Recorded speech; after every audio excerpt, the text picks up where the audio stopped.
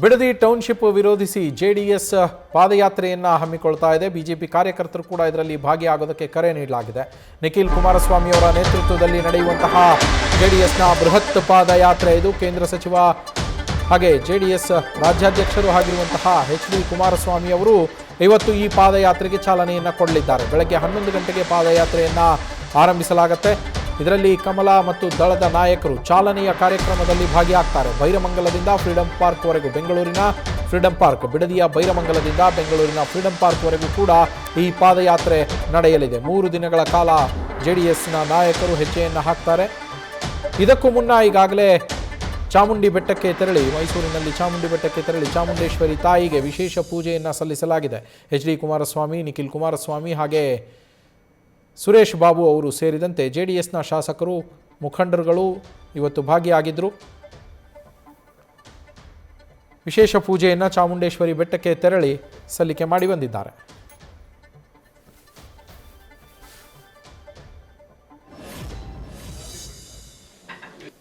ಅವ್ರಿಗೂ DLF-ನವ್ರಿಗೂ ಸಂಬಂಧ ಏನು ಅಂತ ಕೇಳಿ ಗೊತ್ತಾಗುತ್ತೆ ಸತ್ಯ ಯಾರು ಅಂತ. ಸರ್, ಈಗ ರಾಜ್ಯದಲ್ಲಿ ವಿಪಕ್ಷ ವಿಫಲ ಆಗಿದೆ. ಯಾಕಂದ್ರೆ ಸಾಲು ಹೋಗೋಣ, KPSC ಇರ್ಬೋದು ಅಥವಾ ಪೊಲೀಸ್ ಪರೀಕ್ಷೆ, ವಿಪಕ್ಷ ವಿಫಲ ಆಗಿಲ್ಲ.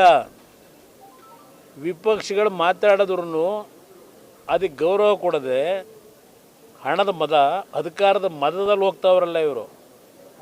ಅದರಿಂದ ವಿರೋಧ ಪಕ್ಷ ವಿಫಲ ಅಂತಕ್ಕಂಥದ್ದು ಕೆಲವರು ಮಾತಾಡಬಹುದು.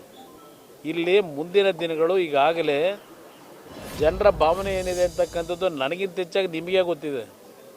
ಅದರಿಂದ ವಿರೋಧ ಪಕ್ಷಗಳ ಕೆಲಸ ಈಗ ನಾನೇ ಹೇಳಿದ್ದೀನಿ.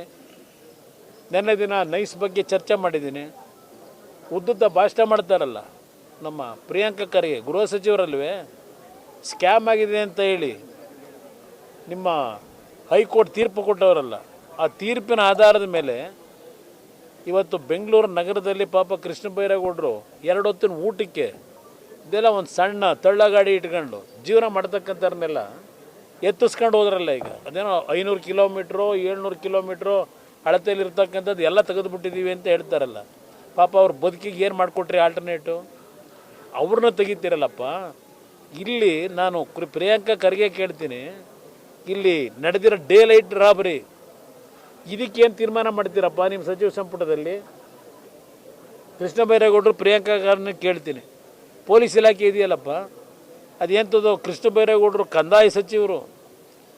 ಹಿಂದೆ ನನ್ನ ಮೇಲೆ ನನ್ನ ಭೂಮಿ 40 ವರ್ಷದಿಂದ ಖರೀದಿ ಮಾಡಿದ ಭೂಮಿಗೆ ಅದೆಲ್ಲ ಒತ್ತುವರಿ ಆಗಿಬಿಟ್ಟಿದೆ ಅಂತೇಳಿ ಎಂಥದ್ದು SIT ರಚನೆ ಮಾಡಿಬಿಟ್ರಲ್ಲಪ್ಪ. SIT ರಚನೆ ಈಗ ಇಲ್ಲಿ 100 ಕೋಟಿ 1000 ಕೋಟಿ ಲೂಟಿ ಮಾಡಿ 1000 ಕುಟುಂಬ ಬೀದಿಗೆ ತಂದು ನಿಲ್ಸವ್ರೆ. 4000 ಕುಟುಂಬಕ್ಕೆ ನಿವೇಶನ ಕೊಡ್ತೀನಿ ಅಂತೇಳಿ ಇವತ್ತಿನವ್ರಿಗೆ ಒಂದು ನಿವೇಶನ ಕೊಡಲಿಲ್ಲ. ಯಾಕಪ್ಪ ಇನ್ನೂ ಮೌನವಾಗಿದ್ದೀರಿ? ಮಾತಾಡ್ರಪ್ಪ ಇದ್ರ ಬಗ್ಗೆ. ಏನೇನಾಗಿದೆ ಅಲ್ಲಿ? ಪೊಲೀಸ್ ಇಲಾಖೆ ಇಟ್ಕೊಂಡು ಅದು ಏನು ತನಿಖೆ ಮಾಡ್ತೀವಿ ಮಾಡಪ್ಪ. ಹೈಕೋರ್ಟ್ ಆದೇಶ ಕೊಟ್ಟವರಲ್ಲ. ಇದೆಲ್ಲ ಬಿಟ್ಟು ಇರೋ 3 ದಿವಸ ಇನ್ನೇನು 1 ವರ್ಷ ಆಯಿತೋ 1.5 ವರ್ಷ ಇದೆಯೋ ನಿಮ್ಮ ಹಣೆ ಬರ. ಗೌರವ ಉಳಿಸ್ಕೊಳ್ಳೋ ಕೆಲಸ ಮಾಡಿ ಅಂತ ಹೇಳ್ತೀನಿ. ಯಾವುದು ಇದು? ಇಂಥ ಒಂದು ತೀರ್ಮಾನ ನಿಜಕ್ಕೂ ನಗುಪಾಟ್ಲೋ ಏನು ಹೇಳಿ? ಈಗ 30 ದಿನದಲ್ಲಿ ಅದೆಂಥದ್ದು ಹೊಸದಾಗಿ ರಿಟೈರ್ಡ್ ನ್ಯಾಯಮೂರ್ತಿ ಇರಬೇಕೇನೋ, ಗುರುನಾಥೋ ಏನೋ ಗೊತ್ತಿಲ್ಲ ಹೆಸರು, ಅವರ ಒಂದು ನೇತೃತ್ವದಲ್ಲಿ ಈಗ ಅದೆಂಥದ್ದು ಸಮಿತಿ ವರದಿ ತಗೋತಾರಂತಲ್ಲ. ನಾನು ಕೇಳಲಿಕ್ಕೆ ಬಯಸ್ತೀನಪ್ಪ, ನೀನೇ ಸದನ ಸಮಿತಿ ಮೆಂಬರ್ ಆಗಿ ನೀನು ಕಾಂಗ್ರೆಸ್ ಪಕ್ಷದ ನಿಮ್ಮ ಹಾಕೊಂಡು ಸದನ ಸಮಿತಿಯ ಸತ್ಯ ಶೋಧನಾ ರಿಪೋರ್ಟ್ ಅಂತ ಕೊಟ್ಟಿದ್ದೀರಲ್ಲಪ್ಪ. 2006ರಲ್ಲಿ ಇದೇ ಬಿಡದಿ ಬಗ್ಗೆ, ಬಿಡದಿ ರೈತರನ್ನೆಲ್ಲ ಭೇಟಿ ಮಾಡಿ ಅವ್ರ ಜೊತೆ ಅವ್ರ ಕಷ್ಟ ಸುಖ ಕೇಳಿ ಆ ತೋಟಗಳನ್ನೆಲ್ಲ ನೋಡಿ ಒಂದು ವರದಿ ಕೊಟ್ಟಿದ್ದೀರಲ್ಲಪ್ಪ ಸದನ ಸಮಿತಿದು 2006ರಲ್ಲಿ. ಆ ಸಮಿತಿ ರಿಪೋರ್ಟ್ ಏನು ಮಾಡ್ತೀರಿ? ನೀವು ಕೊಟ್ಟಿರೋದು.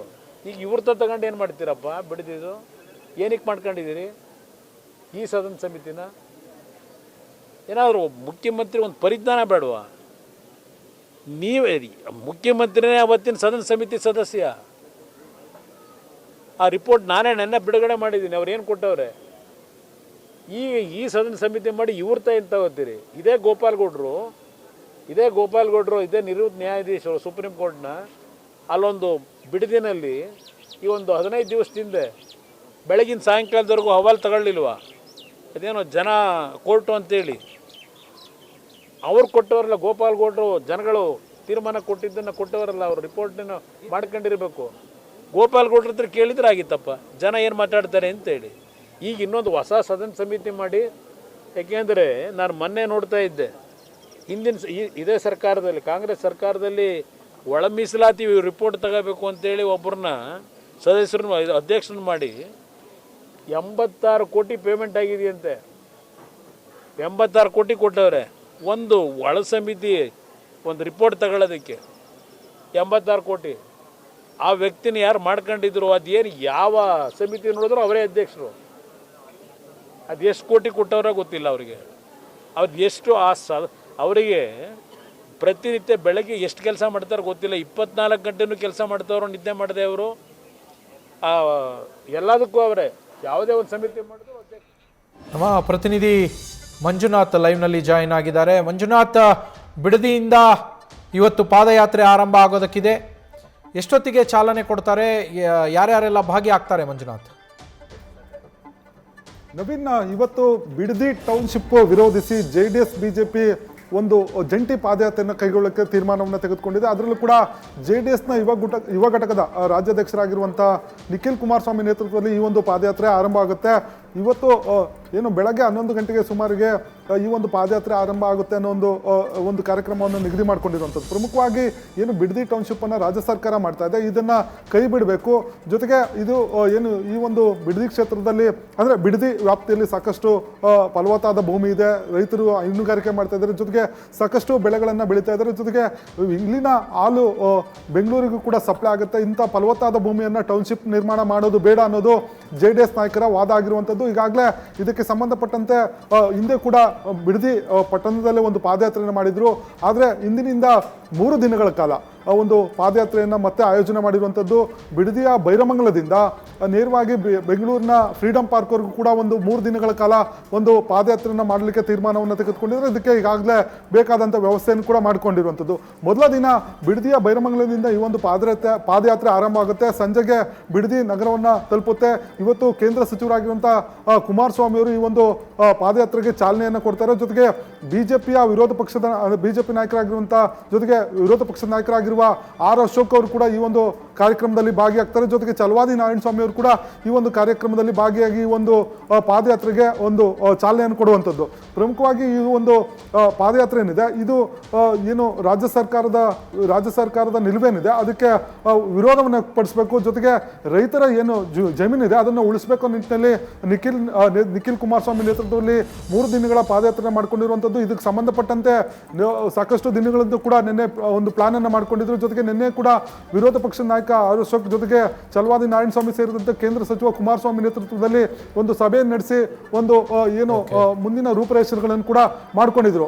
ಜೊತೆಗೆ ನಿನ್ನೆ ಸಂಜೆ ಮೈಸೂರಿನ ಖಾಸಗಿ ಹೋಟೆಲ್ನಲ್ಲಿ JDS ಶಾಸಕರ ಜೊತೆಗೆ ಶಾಸಕಾಂಗ ಪಕ್ಷದ ಸಭೆಯನ್ನು ಕೂಡ ನಡೆಸಿರುವಂಥ ಕುಮಾರಸ್ವಾಮಿ ಅವರು ಸ್ಪಷ್ಟವಾಗಿ ಈ ಒಂದು ವಿಚಾರವನ್ನು ಅಂದರೆ ಪಾದಯಾತ್ರೆ ವಿಚಾರವನ್ನು ಚರ್ಚೆ ಮಾಡಿದರೆ ಜೊತೆಗೆ ಎಲ್ಲರೂ ಕೂಡ ಒಗ್ಗಟ್ಟಾಗಿ ಹೋಗಬೇಕು ಅನ್ನೋ ನಿಟ್ಟಿನಲ್ಲಿ ಒಂದು ಸೂಚನೆಯನ್ನು ಕೂಡ ಕೊಟ್ಟಿರುವಂಥದ್ದು.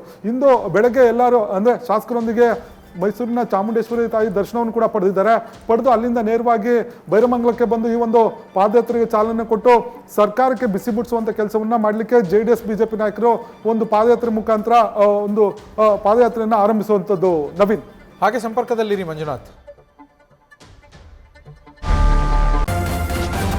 ನ್ಯೂಸ್ ಫಸ್ಟ್ ನಿರ್ಭೀತಿಯಿಂದ ನಿಮ್ಮ ಪರವಾಗಿ.